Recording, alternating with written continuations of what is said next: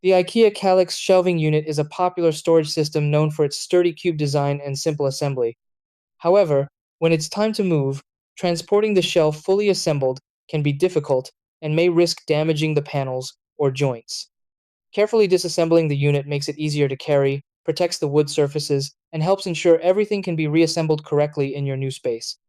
With the right tools and a few organized steps, taking apart the KALLAX shelf can be done quickly and safely. To try these.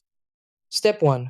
Remove all items and storage inserts from the KALLAX cubes to lighten the unit. Step 2. Lay the shelf flat on the floor to avoid strain on the joints while disassembling. Step 3. Use a screwdriver or Allen key to loosen and remove the screws or cam locks holding the outer panels. Step 4.